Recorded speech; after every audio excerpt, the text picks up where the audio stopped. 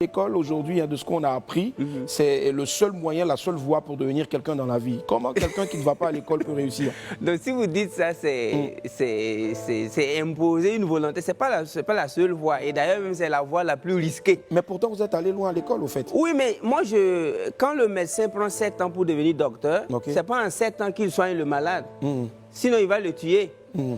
C'est en 2 minutes, 3 minutes. Donc, nous sommes allés à l'école pour sauver nos petits frères, pour sauver des générations. Nous, on part à l'école pour sauver des générations. Oui, quand dans une famille, il y a un gars qui a master, tout le monde n'a même plus obligé d'avoir BBC. Mais si le gars avec son master, il n'a pas eu de boulot. C'est que c'est un faux master.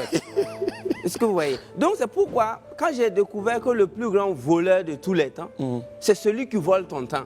The greatest thief of all the time is the one who steals your time. Et ce voleur en Afrique s'appelle école. L'école, c'est le plus grand voleur des jeunes Africains qui peut te conserver pendant 25 ans, tout en sachant qu'il n'a rien pour toi à la fin, mais il te conserve quand même. C'est pourquoi j'ai dit à la jeunesse africaine que nous ne sommes pas des Chinois. Les Français, les Américains, les Indiens, ils vont à l'école pour préserver des acquis. Parce que les arrière-grands-parents étaient riches. Mais si ton papa n'a rien, ta maman n'a rien, c'est toi qui cherches master, mais tu n'auras que tes yeux pour pleurer après. Parce Donc, qu'est-ce qu'il faut faire au lieu de chercher ce qu'il faut faire, il faut chercher l'essentiel. L'essentiel, c'est de savoir lire et écrire, de savoir raisonner.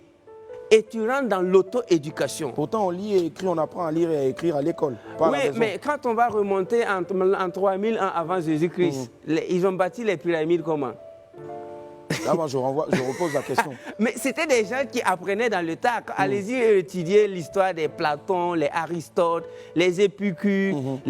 À l'époque, la sagesse était livrée en live. Vous travaillez, ils faisaient des one-third. One-third, ça veut dire un tiers de ton temps, c'est pour apprendre. Un autre tiers de son temps, c'est pour appliquer. Et un autre tiers, c'est pour aider les autres. Donc, les gars prenaient cours maximum 3-4 heures par jour, et le reste c'était pour travailler et bâtir. Mais aujourd'hui, nous avons une jeunesse capable de prendre cours de 8h à 18h, comme si c'était pour fabriquer des avions. Et alors qu'après, c'est juste pour devenir chômeur. Donc, on ne peut pas risquer toute une vie et une jeunesse à la recherche d'un papier sur lequel on écrit nom, prénom, diplôme et puis cachet. Je trouve que c'est risqué, ça c'est ce que je trouve. Donc pour moi, nous sommes tous appelés à aller à la quête de la connaissance. Parce que Jesus Christ said, my people is dying lack of knowledge. Mon peuple meurt par manque de connaissance. Mais il n'a pas dit manque de diplôme. Il a dit manque de connaissance. La connaissance, c'est tout ce qu'il nous faut et tu dois payer le prix même qu'il faut pour connaître. D'accord. Mais est-ce que nous connaissons?